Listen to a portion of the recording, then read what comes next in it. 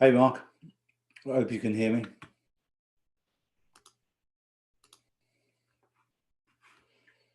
Here's the put chat is here. There you go. Can you hear me okay? Just give me something in the chat just to make sure. You should be able to.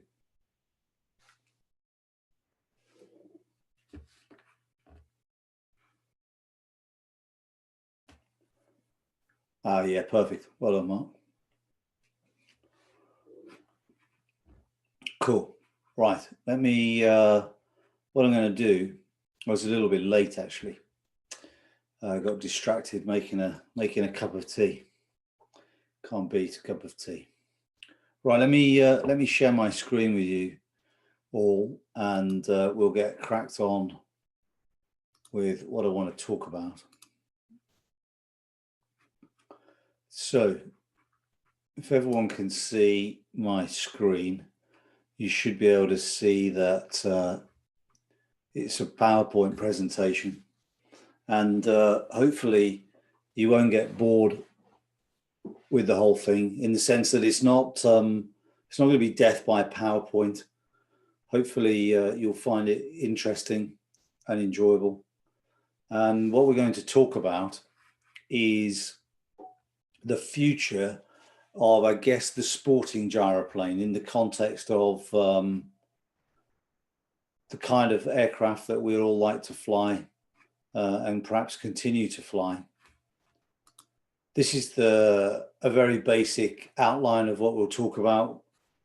I have a short introduction, a little bit of a history of where we've come from, the whole idea of what the gyroplane was about in the first place, then move on to the modern gyroplane. We're going to talk about this Glasgow University report, which was driven via the AAIB and the CAA, and that's because that kind of changed what the modern gyroplane was to what it is today. Then we'll look at those aircraft and how they've changed, and then some of the trends and why any of this really matters. Okay, any questions? Throw it in the chat or put your hand up. Probably have a little bit of Q&A right at the end, if there is any. Otherwise, what we'll do is every section that comes to an end, we'll talk about, we'll have an opportunity for questions and answers then. Okay, right. So history. So I'm not going to spend too long on this, but basically, this is an early Sierra aircraft from 1928, and as you can see, the original aircraft were literally fixed-wing aircraft with a rotor stuck on top, and all of the controls for pitch was done with an elevator, roll was done with ailerons, so it retained pretty much the aircraft fuselage and wings and all of the control surfaces, and the rotor didn't articulate in the sense as it didn't control pitch and roll. The rotor in early aircraft were just there for the provision of lift. And if you look, as they got a little bit further on, they started to chop the wing down from having a full wing in this aircraft to sort of just keeping the control surfaces, as you can see on this aircraft, which again was a Sierra aircraft. It was just built by the Avro company. I quite like this picture just because, as you may be aware, when you've got an aeroplane, the control surfaces are all aerodynamic control surfaces. Well, as they would be on any aircraft really. But of course, because these are operating in air that is at the speed as you would see on the airspeed indicator, as you come into land, as this aircraft's coming into land, obviously the airspeed that's coming over these aerodynamic winglets and therefore ailerons is going to be very slow, and you start to lose control authority, which is why you can see here, look, you've got quite a large control surface deflection. You can definitely see it on the left hand aileron, and that'll just be to try and control the torque effects from the prop maybe, or even maybe a little bit of crosswind. And that actually was a big problem for early gyroplane controls. Quite a few of them crashed for that reason, because as people were coming into land, airspeed was bleeding off, and they would start to get less and less control authority over the aircraft, and that was a problem. So not before long, they started to build this, which is the Cierva C30, and that's the first aircraft, it's the first gyroplane with what was called direct control. So here you've got the stick that comes down off the rotor. You can just see it here, that goes into the cockpit, and that moves or articulates the rotor itself. So now it's the rotor that provides roll control and pitch control. And as you can see in this advert here, it clearly says it has no fixed wings, no ailerons, no elevators or rudder. And actually the early C30s had no rudder. And then of course, well, and the reason they didn't have a rudder is because you have to remember in period, and this would have been 1930s, early 30s, people were operating off grass strips. And of course, if you go to typically the kind of airfield that you'll see, which is equivalent, would be something like a glider site. If you go to a glider site, there's no real fixed runways. You just land anywhere on that big piece of grass geography, and you can always land into wind. And that's why these guys never had rudders. As soon as they started to land on more conventional orientated or fixed orientated runways, then obviously you needed a rudder. Otherwise it became problematic, especially in a crosswind. So why the gyroplane? Well, you may all know that Cierva, Joan de la Cierva, the guy that invented the gyroplane, he basically wanted to make an aircraft that wasn't possible to stall and therefore spin in.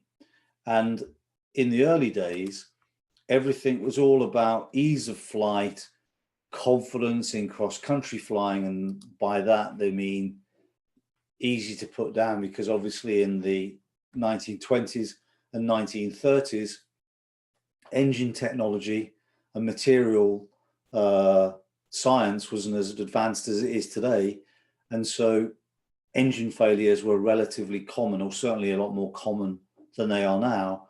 And as you can see, landing in small fields, whether it's a forced landing or because you just want to land somewhere for practicality's sake, was the order of the day.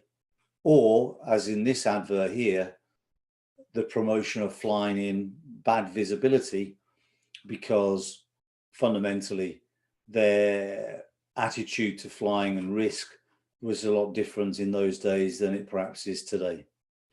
So that was the original concept of a gyroplane. Relatively straightforward. You couldn't stall and spin like you could in a fixed wing. And would you believe, even today, stall spin accidents are the most common loss of control accidents for fixed wing aircraft. There was obviously the extol of the virtues of the ability to land pretty much anywhere, whether that be for a forced landing or for practical purposes, i.e. you wanted to visit somebody and hey Ken, I'll just put you in the chat. There you go. Perfect. So yeah, basically that was the whole rationale of these machines, was really just to ensure practicality and the promotion of safer flight than would have been possible with a fixed wing aircraft of the day. So the modern gyroplane, and we can rattle through these early developments. A guy called Igor Benson kind of resurrected the gyroplane, because fundamentally the thing that really did hurt the gyroplane was the Second World War. In the Second World War, there was obviously great technological advances, especially in aeronautics, and fixed wing aircraft that went into the Second World War flying at maybe 200 miles an hour. We end the Second World War with effectively near supersonic flight. And I think it was 1946 that the first supersonic flight took place. So, you know, we made a lot of progress through, you know, force of necessity, I guess, with the conflict. And the one thing that it cost was the gyroplane, because something called the helicopter got invented during that period, and the helicopter, from a military perspective, was just much more practical than a gyroplane, simply because it could actually take off and land vertically, which is something that the gyroplane couldn't do, or certainly couldn't do with a full payload. So Igor Benson, the American, he built this, which is a B7, in the mid-1950s. It's got a very basic control for the rotor, a two-stroke motor, relatively small prop, and as you can see, a very simple steel frame to bolt all of the components to. Didn't really change a lot for a long while. I mean, this is the mid-70s. It's obviously a picture in the UK, given the grey skies. You wouldn't see that in the States. It'd be all lovely and blue. And I'm not entirely sure you're a fan of a V-neck sweater. But anyway, this is the mid-70s. And you can see it hasn't really changed a great deal. I suppose the one thing to point out would be you've now got a more conventional control stick in the center of the floor, mounted in the cockpit, rather than this overhead control, but otherwise is pretty much faithful to the original design. Eventually people started putting pods on these. This is a Campbell Cricket in the mid-70s, and this one in particular has got a small windshield. Then you'll be familiar with this, the Wallace aircraft, again with a little bit of a pod. And this is this has gone back. This was 75. This is back to 66. This is a WA116. And the thing about this is that in the late 60s, early 70s, there was definitely a trend towards trying to become a greater performing aircraft. And from this to this, which is of a relatively similar, or this is 73, this is 66, so they would have coexisted at the same period of time. You can see that there is a great difference in the certainly in the optics, and also in the performance, and ultimately the pilot comfort. This is Ken Wallace's 75 creation, 1975 creation, WA120. And now you can see we've got an enclosed cockpit. And I believe this was hoping to be flown at around 120 miles an hour with a more conventional aero engine, 4-stroke aero engine. And you can see a much bigger, this has got a 4-bladed prop. This is now into the 1990s, and something called an air command And unfortunately, this was a little bit of a watershed moment in the sense that this machine was very popular, but it also caused a great deal of problems because it was attracting people into aviation that then were perhaps just oblivious to the consequences of not getting proper training or making relatively small mistakes. And there were a lot of people getting killed, such to the point that from 89 to 91, there were 5 fatal accidents in England that really caused the AIB, in conversation with the CAA, to look at the airworthiness of light gyroplanes. And in particular, they basically forbade anybody to fly an air command in the UK. So all air commands in the UK were grounded. And they also then started a process which led to what became commonly known as the Glasgow University study, which was into the airworthiness of all gyroplanes. And that was something that was started around 1991, you can see here, September 91.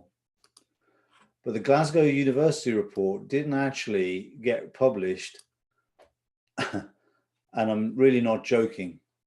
It was published in full, I think around 2009, so we had a long time where for a lot of people, their impression of a gyroplane was death and destruction from air command, and it didn't really have any interim period of conversational dialogue for almost, certainly 15, 20 years, somewhere between 15 and 20 years, really. And that made, certainly in the UK, and, no doubt the US, because as we get towards the 90s and the 2000s, the level of communication certainly would have been a lot easier. And certainly in the 2000s, once internet, email started to come online, then, everybody becomes aware of everything, basically. So Glasgow University study concentrated on a few different elements. Some was around the centerline thrust versus the C of G. What do I mean by that? Well, there's a center line of thrust that I've drawn on this air command. There is I haven't calculated this scientifically, but it's just to give some visuals as to what I'm talking about. There's my assumption of a circle where the C of G is. And you can see that the relationship between the thrust line versus the C of G, you've got a reasonable lever arm there, such that if you have big power applications, it tries to have, especially if the rotor gets unloaded, such that this is now no longer resisting that moment, that you end up in this sort of nose down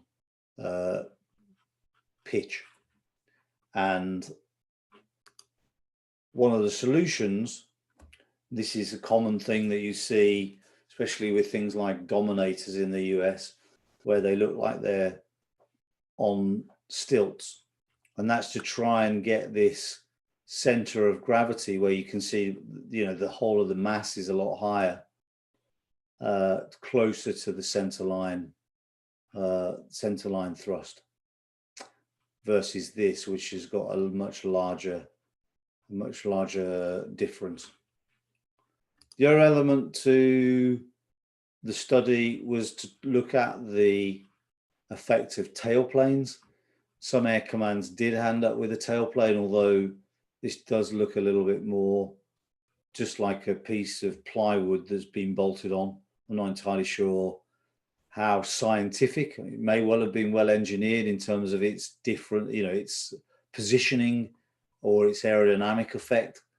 But certainly the one controversial thing from the Glasgow University study was that the Glasgow University study concluded that the tailplane made no difference. And this is an aircraft called an RAF 2000 that when it came out originally had no tailplane, but then you'll see that quite quickly it grew quite an enormous tailplane. And for many years, and in fact, even today, there's still a lot of confusion in a lot of quarters about the effectiveness of the tailplane. However, in 2014, this woman called Sophie Robinson did a doctorate, she did a thesis that re-looked at all of the information out of the Glasgow University study. And she concluded that the tailplane actually had quite a big influence in actual fact. So that was an interesting study, an interesting doctorate. If you want to see the report, it's I can show you a small, let me just show you a small extract of it actually.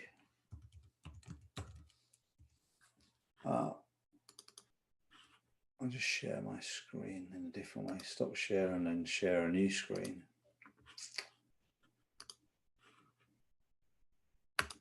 So this is Sophie's thesis. It's an enormous document. And I won't share it too widely because she shared it with me on the understanding that I wouldn't disseminate it, so I won't. But the point is that there was a great deal of things within that Glasgow report that Sophie's new study, using that original report as a sort of basis to work from, whereby she's talking about the one thing about this centerline thrust argument is that she's saying that the aircraft, it's not a universal catch-all, in the sense that if you've got aircraft that have got CFGs outside of that 2-inch envelope between the propeller. So what I mean to say is that you've got the CFG and the center and the thrust line. At the moment, it's supposed to be within 2 inches. What she's saying is that in actual fact, you have situations where the aircraft that are perfectly stable and meet the stability requirements of the regulation, where that is much larger, but as you bring it back in within that 2 inches envelope, then suddenly it creates a problem. She also says that tailplanes are very effective, whereas the Glasgow report said they made no difference. And the other thing which is very interesting is a look at extreme maneuvers and whether that can lead to excessive rotor teeter angles and result in the blades striking the prop or the tailplane. And I will share this element with you because you'll see that it's a very, I think it is in, yeah, page 127, bear with me, let me just get to there. So, as you can see, it's quite an extensive study. And as you can see here, this is just a graphic. So just to show you just to explain what this is showing you. This is airspeed and this is rotor angle here. The red line is the angle where you get tailplane or prop strikes with the rotor. And these blue datum points are where what they did is that they mathematically modeled an actual gyroplane, and effectively at speed increments of 5 miles an hour from 30, so this is 30 miles an hour indicated airspeed, 35, 40, all the way to 70. What they did is they flew and then effectively introduced quite an aggressive backstick, as if, you know, you've got a pilot that was either startled or trying to show off, or, you know, combination of the two. And you can see that all these reference points are the maximum movement or the maximum rotor angle from that pilot input, and you can see that it's well through the danger area. So yeah, I mean, what I find quite interesting about that actually is that let's go back to my report PowerPoint. What I find quite interesting about that is that that's never ever really been something in all of these sort of mid-air aircraft fall out the sky with things disintegrated. People have always assumed that there's been an element of rotor being unloaded, rather than a maintaining positive G and everything could be okay. And what Sophie's study suggests is that that's not the case. And I think that's quite an important, the reason I shared that report is because I think it's quite an important thing to be aware of, is that that may well be causal to some of these unexplained accidents. So the other problem, so just to recap where we've come from, we had these particular accidents with air commands. We had a study in the early 90s, or it was kicked off in the early 90s, this Glasgow University report, predominantly looking at things like stability, centerline thrust, tailplanes, and so on. And we come out the end of it sort of in the 2000s with a whole new set of regulations called, in the UK anyway, BCAR-T, but inevitably that has an influence on all the other nations, because clearly people are looking at this as being the relatively, I think, was deemed one of the first more scientific studies into gyroplanes. And that really did drive the style and the kind of aircraft that then emerged in the mid-2000s, some as a result of regulation that was fallen out of the Glasgow University report. One of the other problems, and I always use this, and I don't know whether you can all see it, so let me just blow it up. There you go. One of the other things that I think is important to note in that period is that authority had started to become relatively distrustful of the kind of characters that were involved in flying gyroplanes of the time. You may know a woman called Shirley Jennings. I think she seems quite a lovely person. She certainly writes very entertaining books, and if you've not read any of her books, I recommend you do so, because they're very entertaining. But this is called Spinning on the Wind, or this is a quick extract from Spinning on the Wind. And you can see for yourself, this is the kind of attitude that prevailed at the time around things like, you know, daily checks, and just the mentality and the thought process of how they went flying. Now, look, I guess it's of its time, and maybe, again, to my earlier point about in the 1930s, you know, attitude to risk was probably, well, I mean, I'm nearly 50, I'm 49. I know I look much younger, but you know, the 1990s, I was a teenager, and you know, for sure we did things in those days that you wouldn't do today, or at least would be frowned upon today, or more frowned upon today. But nevertheless, one of the problems is that authority had really thought that people that were involved with gyroplanes were pretty maverick, cavalier guys, and were basically an accident looking for somewhere to happen.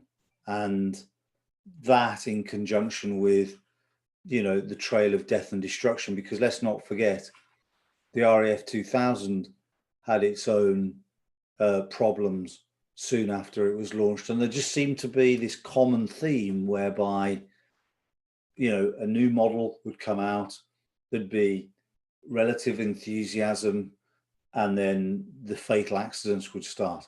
And I think a combination of that, the attitude of some of the people that were involved, and the length of time that this Glasgow University study took to conclude, which was over, you know, many years, left the old landscape laying to waste, really. So where are we today, and haven't we been here before? So you probably, if you're interested in gyroplanes, you can probably name all of these. This is an early MT-03. This was really the first of what are commonly classed as factory-built two-seat gyroplanes that came out of the new regulation BCAR Section T. And effectively, that came to, I think that was built originally in 2005, 2006. And, you know, that's gone through a couple of iterations. It went from MT-03 to MT Sport, and now Sport 2017. The other was the Magni M16. That was originally called a VPM M16 before the company just changed its name, and then it became a Magni. Then obviously we started seeing things with cabins. So you've got a Calidus, Autogyro Calidus, Magni M24 down here. And then we started to see Calidus, which just started to look, dare I say, if you look at M24, where an M24 is effectively, and I'm sure there are probably some small differences, but it's effectively an M16 frame with a different body on top, whereas Cavallon is a full composite monocoque, and the rotor itself starts from those two bolts. That's where the rotor head bolts into the monocoque, and then there's the tailplane bolts into a little stinger on the monocoque in the rear. This monstrosity down here is called a Cavallon Pro, and you can see this camera, gimbal camera on the front, which was a bit of a trial with a camera manufacturer to try and get these things sold into a commercial application, in particular covering some kind of film work. Although I'm told from the pilot that did some of the trial work, a guy called Chimera, it didn't really fly. It wasn't the most dynamic, let's put it that way. I'll say, I think that's the kindest thing I can say, because of course this had a lot of weight, and relatively speaking, a lot of weight forward on the C of G. So where are we going? Well, in actual fact, we're not particularly inclined to change where we are from the two-seat gyro perspective, in the sense that, as you well know, or as you may know, autogyro were not, and likely is not, still not in the best of financial health. I understand they've emerged from their voluntary insolvency, or whatever they call it in Germany. I think it's effectively bankruptcy protection, or Chapter 11, I guess you'd know it in the States. I think they've emerged from that, so they're obviously managed to come to some arrangement with creditors, and they probably managed to trim some of the workforce, which I think German labour laws mean that you probably have to go into that process to trim headcount. But nevertheless, having gone through that process, I don't really see any new models in auto gyro range for a while. You've got Magni. My own opinion is they should have probably refreshed M24, because I think it's not a bad aircraft in the sense it's quite stable, but it's a little bit stale. They've got this thing which they call the M26, which is effectively their Calidus competitor, but they've been talking about this for a while. And I know that when they bought the M22, certainly into the UK, which is sort of a podded, it's got some luggage space down the side. That took about 4 years to bring that into the UK. So God help them if they try and bring this M26 into the UK. It will be, we might get to 2100 before that happens.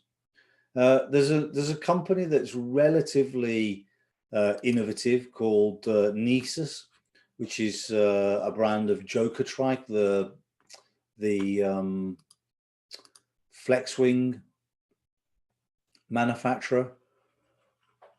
This is the current offering from them. They are, however, building a tandem enclosed and a tandem open trainer aircraft, which, in fairness, this actually, the enclosed version looks reasonably funky, should I say. It looks nice design. It looks like it apes the twin tail booms of the side-by-side version. This is hopefully, I suppose, an entry-level aircraft at a lower price point, and probably going to be used for training schools.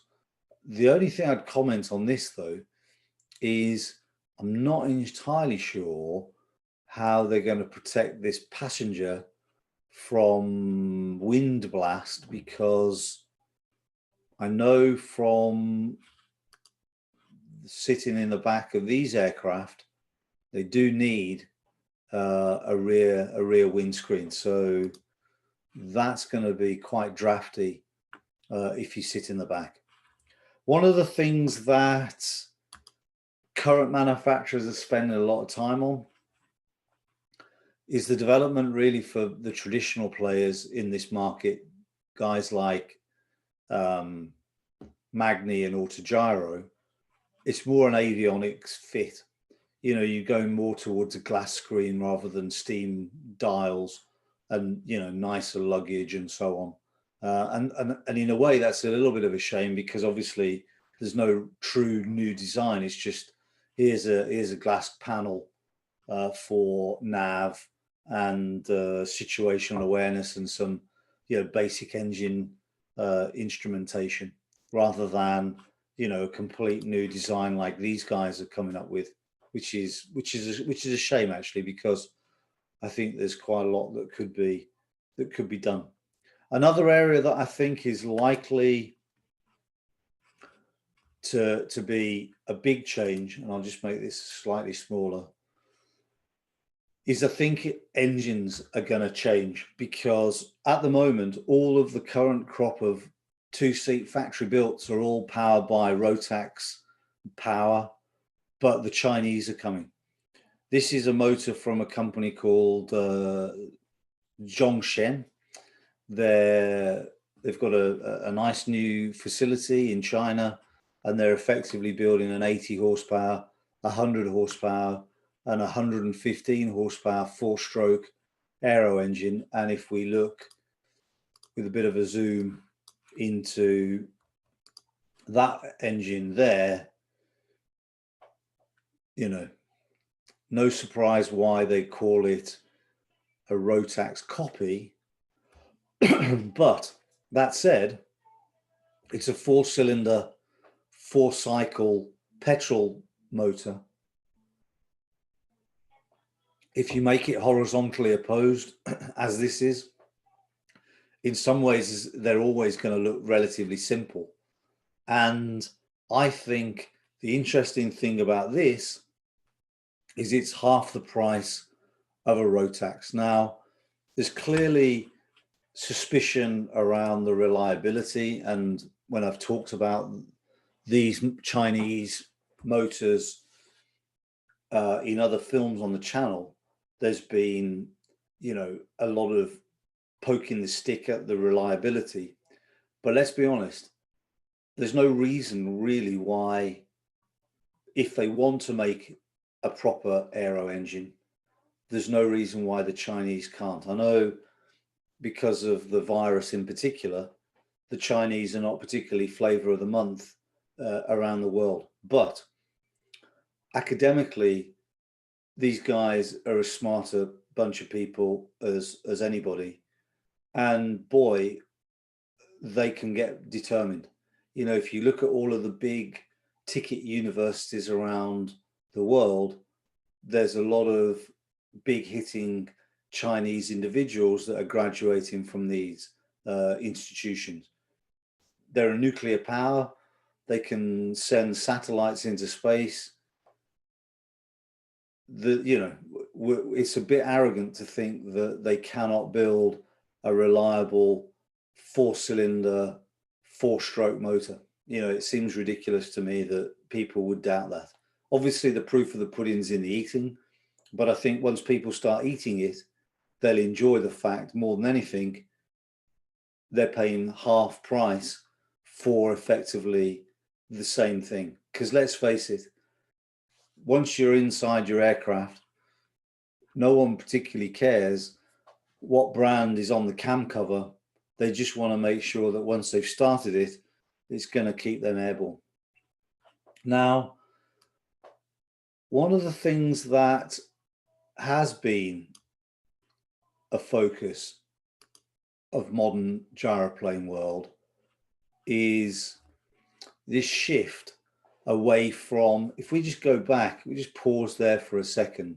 If we go back to where we all came from. So Sierra built or invented the gyroplane predominantly to make a safer aircraft. But it was a true competitor in his era. It was a true competitor to a fixed wing. Once it got resurrected by Benson, it was really a sporting aircraft, and it was a home built, something that the average Joe could get enthused about and build his own creation for a few $100. And even when you've got something like this, the Air Command, it's completely the same philosophy. And that's popular. That absolutely is a popular desire, is man to get airborne, and to get airborne as cheaply and easily as possible. So we kind of went a little bit away from that with all of these aircraft, where now we're starting to get more almost towards trying to compete with the helicopter. And you can see that Sierra failed trying to compete against the aeroplane ultimately, and then the helicopter. And now we're trying to go back to those, in my opinion, we're starting to go back that way. And one of the drivers of cost of these machines is clearly the power unit. These Rotax engines are just, I mean, I have to be honest, they're ridiculously expensive. You know, a 912, uncertified 912, once you bought a few ancillaries like, you know, a radiator, oil cooler, and so on, they're getting on for around 20,000 quid nowadays. And that's expensive. So clearly, if the power unit is somewhere in the order of 20,000 quid, well, that sets the floor, because I ain't going to get any cheaper than that, because even though these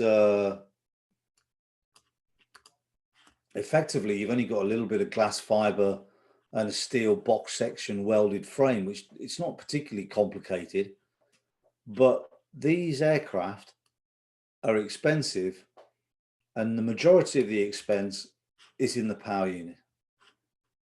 But the other problem is we've gone down rabbit holes with these ridiculous projects to try and compete commercially with the helicopter. And this is one of them. You'll recognize this aircraft is the Cavallon Pro. So what happened here is that Autogyro, and in particular really Jerry Spage, who's now the CEO, the feeling was that if they built a certified gyroplane, i.e. rather than it being a kit built or an amateur built or a permit aircraft, depending on, you know, call it what you will, depending on the territory, which obviously cannot be used for commercial purposes. But the feeling was if they built a certified gyroplane, now all of a sudden you would have a machine that could compete with the helicopter and do all of the commercial jobs that the helicopter could do. And the feeling was they'd put this gimbaled camera, and then this thing could be used for television production or film production, or, you know, outside broadcast, news reporting, traffic reporting, and so on and so forth. But obviously at a fraction of the cost that a helicopter could do it. But the problem is, and this is what ultimately has been found to be the case, first of all, they ignored the fact that the people that you were trying to get into were obviously operators. Because look, the problem with commercial aviation is that not only do you need to have a machine that can actually do the job, but you need to have a pilot you need a pilot that's rated to do the job, and you need an organization that has the necessary permissions to do the job. So of course, all the people that were doing this job with a helicopter were all helicopter people. So the last thing that they necessarily want to do is to change and throw in the bin all of their helicopter stuff and reinvent themselves with a gyroplane. Unsurprising, really.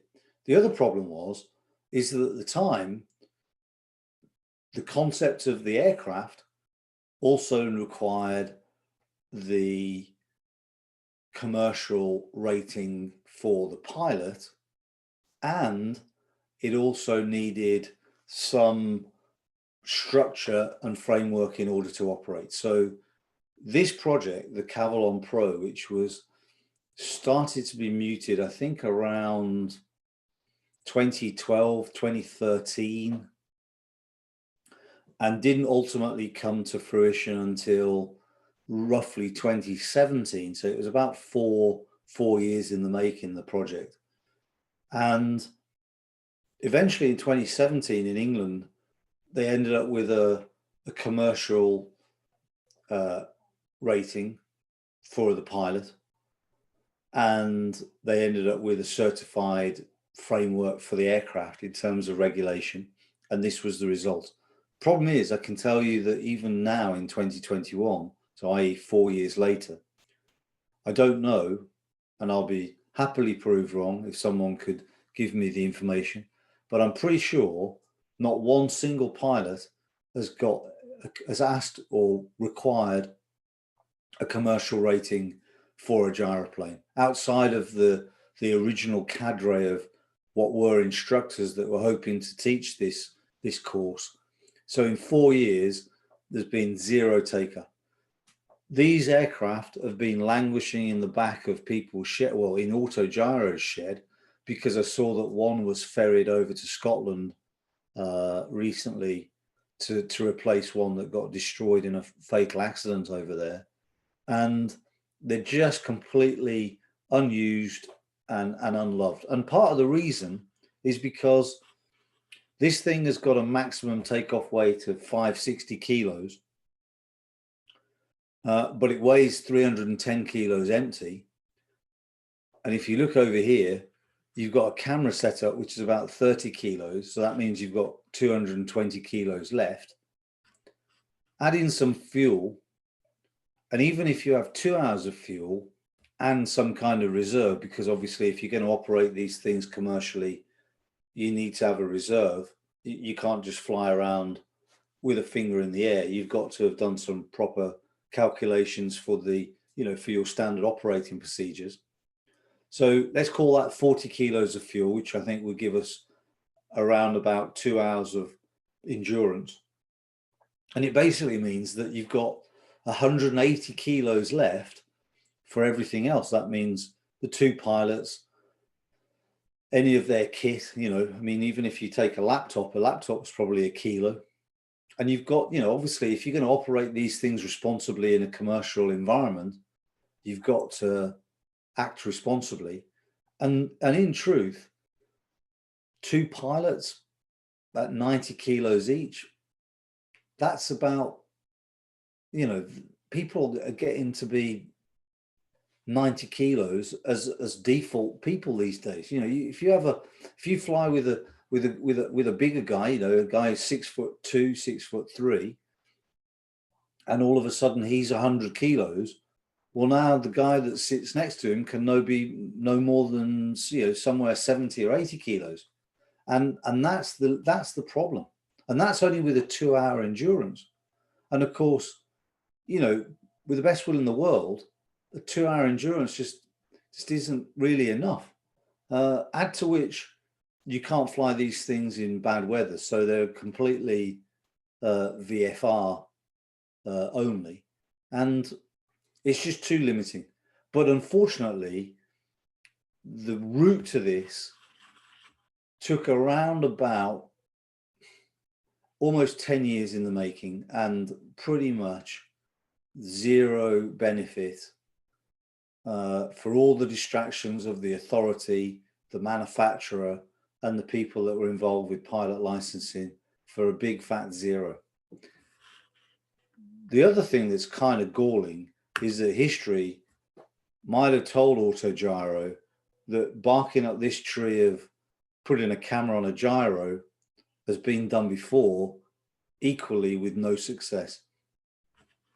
This aircraft in the middle is actually a WA116, so it's actually, sorry about this, it's actually the same as that aircraft, but without the pod.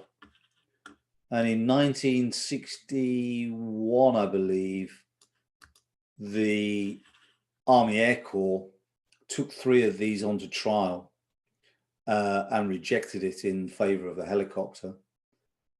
Then in the 1980s, a company called Vinton. Now, Vinton were a specialist camera manufacturer. They used to, well, they do, I don't know whether they're still going actually, but they used to do recce pods for reconnaissance for aircraft. So if you see a Tornado, RAF Tornado with that big flat recce pod under the belly, that would be a Vinton camera. And you can see they almost sold actually a whole bunch of these to the German military, but there was a problem late on they couldn't agree something, and in the end that was all abandoned. And in truth, Ken Wallace spent, you could argue, an entire lifetime trying to convince, whether it be the British military or foreign militaries, that a gyroplane would make a great observation platform. And in the end, the problem had always been it's got limited payload, it's got limited endurance, it's actually very slow, it's got no creature comforts for the pilots. So let's be honest, if you're, especially now in 2021, if you're a pilot, and bearing in mind, most commercial work for a helicopter is in something like an EC-135 or a Bell helicopter with a nice cabin and a heater and twin engines, twin turbines normally. And you've spent you know, a small fortune getting rated on all of these things, why is anybody going to say, yeah, you know what we want to do is we want to throw all that in the bin. I want to sit outside in the cold, flying around in something that's relatively noisy and quite limited in its capabilities. They just don't want to do it. We talked about certified aircraft. You can see from this. So I put this in the slide actually because I just quite like the picture really. So this is the Meccano magazine from 1962. This was an aircraft originally of the mind of some American guy called Ray Umbaugh. And the idea was to build a certified larger gyroplane with enclosed, because bear in mind 1962, this enclosed canopy, when you consider this was kind of the alternative, these either open or slightly podded sport aircraft. So Ray Umbaugh built this, which was a bit more substantial, and it was going to be a certified aircraft. And despite the name change to Air and Space 18, various companies went bust trying to make this happen with limited success. The other certified aircraft at the time was a McCulloch J2, equally unsuccessful, simply because in the end, no one wanted to spend the same money on an aircraft with a rotor to go slower than the equivalent fixed wing. And for most people, even though they think that they're going to have this terrific benefit by being able to land on a postage stamp in a field somewhere, the reality is they all fly from enormous airfields that just don't require that capability. So they'd rather take a fixed wing and travel quicker. That's the reality. So we've kind of been there and done it all before. This is again another potential certified thing. It was from Groen Brothers. This is the Hawk, which started in the 90s, progressed to the 2000s. Before that company effectively struggled financially and became Skyworks. Skyworks are hoping to build this. This is something called the Gyro Lifter. And when I saw this, it was actually a US military proposal for a transport. I actually thought they were taking the mickey, because there's the Rotodyne of the 1950s and 60s, and literally for me it's the same thing. And in the 1960s the Rotodyne didn't work, and guess what? I guess we'll never see this. This was the proposed layout for the Rotodyne. It was actually quite a substantial aircraft, but superfluous to everybody's real needs, or at least whether there may have been some theoretical argument, when it actually came to actually paying for the project, no one wants to do it. And when the US military don't want to pay for a project, you can guarantee there's no one left to fund what will probably be, especially in 2021, the enormous R&D cost to make it a reality. This is another white elephant. Gyrocopter went bust effectively, became jaunt air mobility. This jaunt air mobility thing, which is kind of the new craze of what is known as eVTOL, was actually at one point a Gyrocopter military study. And again, Uber reckon that this is going to be flying air taxi work in the not too distant future, but I'll have a pound to say that we'll never see one of those over the skies in central London. So I'm having a bit of a moaner, and the reason a little bit is why does any of this matter? Well, the point is, we ended up with these mainly through regulation, but the reason that the regulation shifted was mainly because there was a lack of data, and there's pretty much still a lack of data. I mean, Sophie Robinson's report rather, came out in 2014, and the dissemination of the good content there is pretty poor. And you know, I guarantee that if you spoke to anybody at Autogyro, they're not going to be aware of the content of that report, and least of all acting upon it. There's a lack of ownership and recognised groups. There used to be in the UK something called the British Rotorcraft Association. In the States, the Popular Rotorcraft Association, the PRA. But those groups have kind of, at best, fragmented, at worst, just imploded, just with really a lack of presence on the internet and the lack of interest in single seaters, which is a great shame actually, because the big casualty of this is fundamentally everybody, because single seaters have all been abandoned to a large degree. And in part, it's because the data that was trying to be gained from the Glasgow report took an age to generate. And of course, all that time, there was still a negative, or relatively speaking, a negative backdrop to all of single seaters.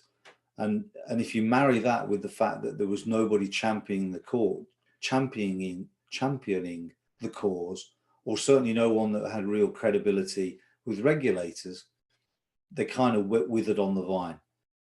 There's still no commonality in regulation to give manufacturers certainty across all markets. So what you can fly in America is going to be different from what you can fly in the UK, and different again from what you can fly in, say, Germany or continental Europe, and then different again to what's possible in Australia, New Zealand, and Southeast Asia. And that's not good, because if you're a manufacturer, relatively speaking, this is quite a niche product anyway, and it would help if it could be more or less more rather than less a commercial reality. As we can see, you know, all of the aviation casualties look, this is still only 1962, so it's only sort of, 60, 50, 59 years ago. At the end of the day, it's not a lifetime, it's half a lifetime away, really. So, and all these things, bankruptcy, effectively bankruptcy, never existed, Fairey Aviation, Rotordyne, bankruptcy, the whole thing is just a litany of the same thing. Gyrocopter, effectively, sold because they couldn't make what they were doing pay. So the next thing is these vanity projects. We've had, like I was mentioning, Autogyro and their commercial night project. So what I mean to say, Autogyro with the commercial certified aircraft that was being done to death before, didn't work then, didn't work now. But of course, that wastes a lot of time. You've got the regulator involved, the manufacturer involved, the people that do all the training. They all get distracted on these vanity projects because they think it's going to be the new best thing and everybody's going to earn a lot of money. And of course, in the end, they just waste their time and do zero. And that's, night and commercial ratings in the UK. We've also got another red herring on the horizon, which is an EASA gyro license. Why? Well, because of this nonsense, frankly. And the wrong people are involved. I mean, in the end, who are these people? You've got people involved with gyroplane training in the UK that have got literally almost no experience of any other aviation. I had a message just the other day on the site about trimming, and the guy who's asking the question, well, actually, he's not asking the question. He's just telling me I'm wrong, but actually, he's just fundamentally an idiot. He's an instructor examiner in the UK, and he doesn't know about how the concept of an aircraft is trimmed. You know, then you've got the guy at the regulator in the UK. He can't even fly a gyroplane, but he's responsible for them. And so it goes on. You know, there's no engineering resource because fundamentally it's not a big enough gig to commit resource to. And now it's not going to get any easier because you've got more vanity nonsense projects like this, the PAL-V. I mean, how is that ever going to work? I mean, literally, you've got to be utterly stupid to think that that is ever going to happen. Because what am I going to do? I'm going to drive this thing. So it's an absolutely rubbish car. And I know a little bit about cars because that's what I used to do for my job. I used to race these things. So this is a pitiful car, and nobody that wants to spend $600,000 on this machine is going to want to drive something like that. And as an aircraft, well, I mean, okay, I don't know how it's going to fly, but it looks heavy. And what about the environment that it operates in? Like, do we really think we're going to we're going to be driving down a freeway or a motorway and then suddenly convert to, you know, pull over onto the hard shoulder and then convert to an aircraft? No. And neither are we going to, you know, land on the road and convert to a car. Or we might do it, but we'll do it once and then we'll have all of our licenses pulled. And in the meantime, just what is the licensing that's going to exist around this? Okay, apparently it can be driven on the road, but flying in the air? Well, until we get the EASA gyroplane license, and let's be honest, that's another big waste of time if it's only being done for this thing. And who's gonna, you know, this is going to be 560 kilos, is it? Well, it isn't. So now you've got another whole raft of regulation around how this thing is going to fit into any kind of recognized aircraft category. The next nonsense is eVTOL.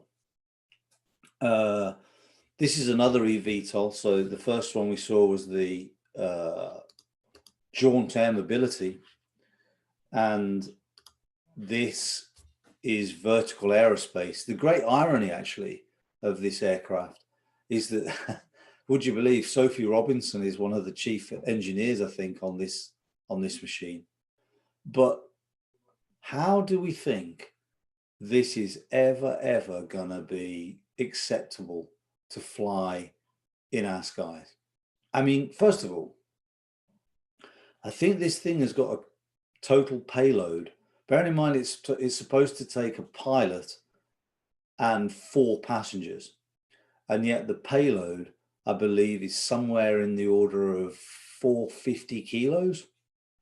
So I'm not sure. I mean, you pull up at the taxi rank, for want of a better word, and you've got a party of 4, and now you're going to have to weigh each other. And if your party of 4 has got a big guy in there or a big woman, what do? You have to leave them behind or call another one and kind of fat shame them into the second aircraft because they were too heavy to fit into the first one. And the next thing is you just look at the complexity. You know, these are another set of rotors at the back. I don't know what the redundancy is going to have to be, but just how on earth do you operate this thing and maintain this thing to any level of acceptability? Because either these rotors are all doing a job that's needed, or else some of them are just there for redundancies, in which case they're just added weight and therefore it's inefficient. And the expense of all of this, there's just not a hope. And in the meantime, the biggest problem, and as to why this does matter, is that all the while we're expected to think we can get something like this flying in central London, but you cannot fly this legally in England because it's too complicated to get this into the sky. No, the two things are just completely, you know, we're supposed to accept that we're going to get this. This is going to be a reality, and this is going to be a reality. But this actually exists and is flying in some countries, but it can't fly in the UK because it's not possible because it doesn't meet the regulations. Oh, really? But this is going to be a reality, and this is going to be a reality. And by the way, you can't fly anything that simple. I mean, for me, madness, absolute madness. This is the kind of thing that we should be focused on, because this would actually be a reality within a relatively short space of time and provide a lot of pilots with a lot of fun. And instead, we've just gone down so many rabbit holes, we can't find our way out. That's my own personal opinion. Finally, interesting, I found this. This is a nano copter, nano aero nanocopter. I'm not sure what they call it. I think they call it nanocopter. This is literally, obviously you can see a single seat with a ultralight sort of a paramotor type motor that drives it. But look at the similarity. This is current 2021, and this is the 1960s. Funny, more things change, the more they stay the same. Eh? Interestingly, just before I finish, this look, tail number N63 uniform, or November 63 uniform. It used to be this aircraft, and it's just got a pod. Just nice and simple, and gets a lot of people a lot of enjoyment for getting in the air. And hopefully, I'm sure in the countries that this can fly, it does the same, and good luck to them. Any more? Any questions, guys?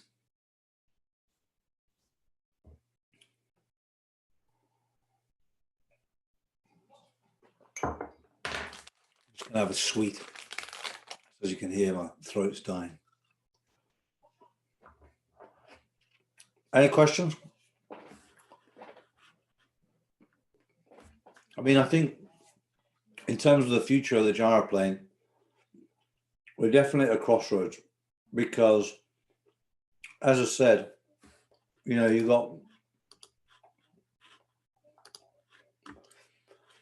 got a situation where, you know, this is where manufacturers have been focused on commercial certified aircraft. You've now got this eVTOL craze, which seems to effectively be focused on the majority of the lift, or the methodology of flight is similar to a gyroplane once it's airborne. You've obviously got this PAL-V, which is gyroplane.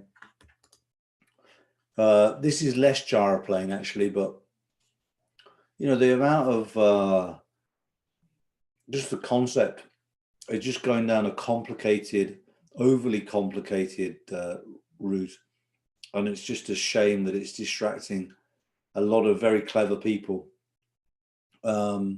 away from doing something that they could be doing a lot more productive in making simpler, more cost-effective machines.